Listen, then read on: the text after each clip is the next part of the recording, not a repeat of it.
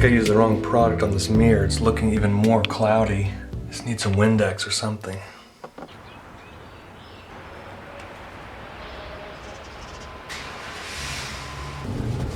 I'm the perfect egg. I am the hard-boiled egg. Fast. I can't look at the bottom. I cannot.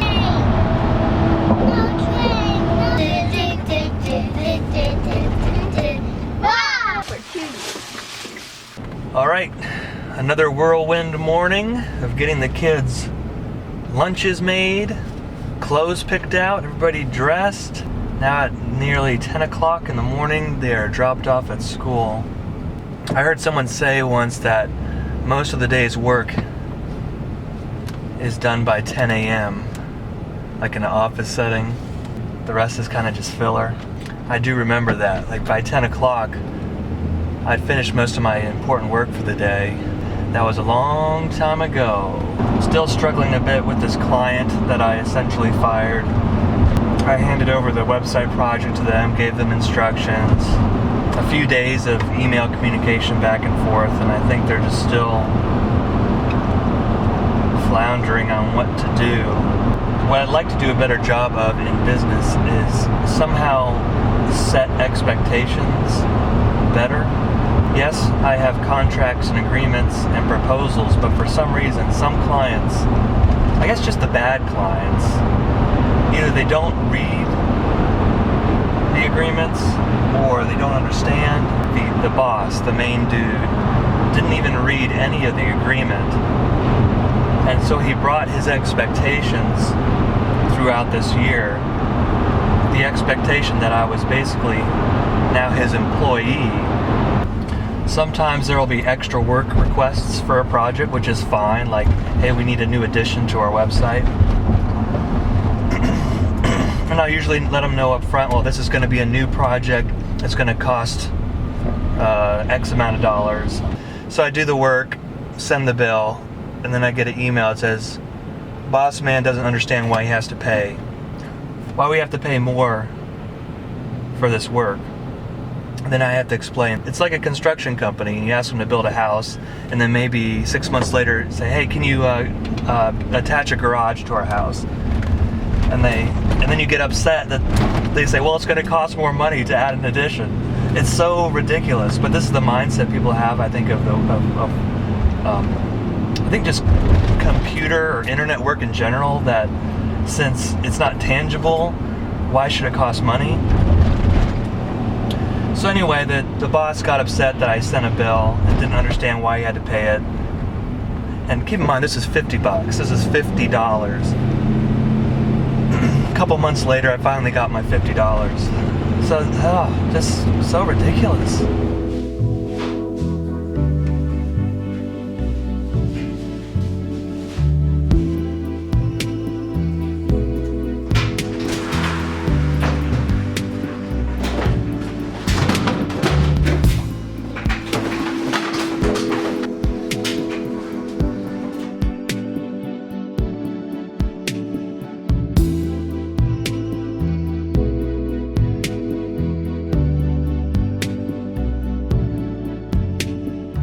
I like to think of this as the perfect trash day. 3 trash cans, 3 recycle bins.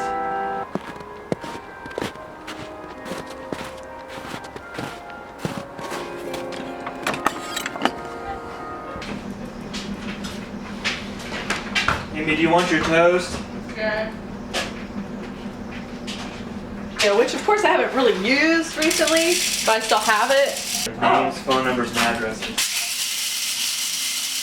Unless you say something funny. You've had to endure me using a food processor to grind up my beans, and that's a really bad way to do life. It makes big chunks of beans, weak coffee, and it tastes terrible. But I have news. A savior is coming, and Amazon has foreseen it. A lot of stuff happening today. We are cleaning out the basement as best we can. You can see there's quite a lot of just random items all around the floor here and in several rooms. So we're just going through, dividing up stuff. One of these is for saving One of these boxes is for selling, and I assume garbage bags are for trash. About 4 bags of trash so far. So far. So far. So far.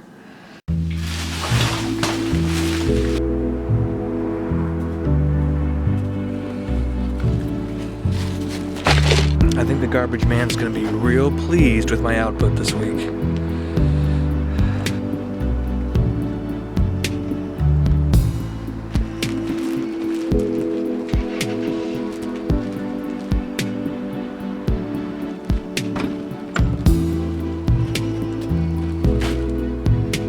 Giveaway stuff.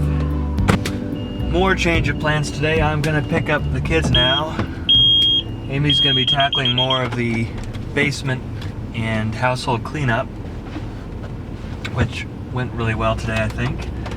Just knock out a little bit each day and we'll have that basement cleared out in no time.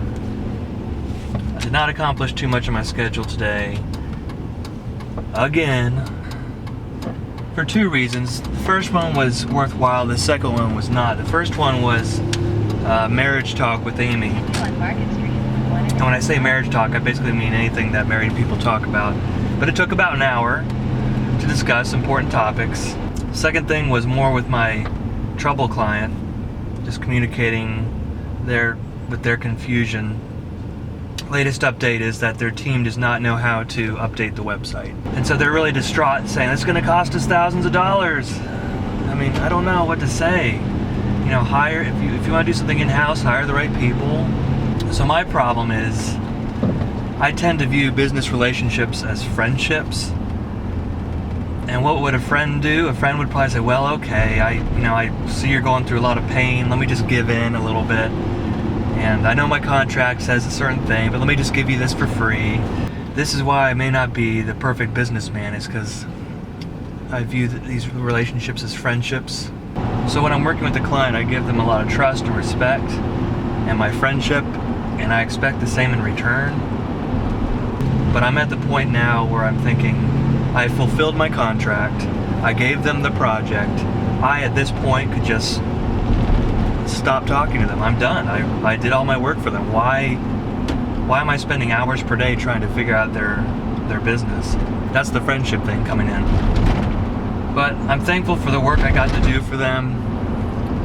I think it was a pretty good project. It paid my bills for a month. But I had to endure a lot of pain for a whole year. This guy in front of me just puffing out a huge amount of smoke. I'm trying to figure out what kind of device that is. Here comes another puff. Here we go.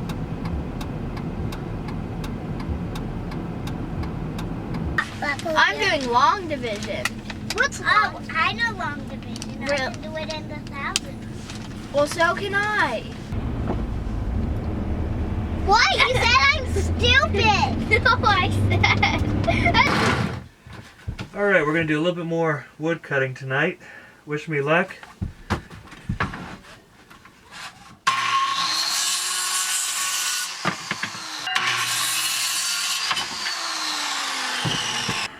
Dave Nix gave an excellent suggestion on a possibly better way to dispose of these long boards. Rather than cut them up, if you look over here, you'll see a gable vent that perhaps if you remove it, you could slide the boards right out. Now I'd have to remove all this attic stuff and do some work on the vent, but overall it might be a good solution since I wouldn't have needed to find safety gear. It would have been safer, no power tools involved. Even though there's some nails sticking out of these boards, that would be the only safety hazard. However, what tips the scales for a saw for me, number one, is I don't want to move all that stuff. Number two is I was going to cut up these boards anyway to get them out in the trash, so might as well cut them up now. Dave Nix often has creative solutions, especially with these engineering/construction dilemmas and projects. And I appreciate his knowledge. Just want to point out one more thing for those of you who are saying, hey doofus, why are you cutting up all this great wood? You could line the floor with this wood. You could lay down attic floor. Well, what I've been doing is covering the floor with a plywood type material. Just screwed into the joists, nice flat surface. Here's the current pile of cut up boards. I'm thinking about asking if anybody in Camp Hill is interested in these boards. It really surprises me sometimes what people will snatch up.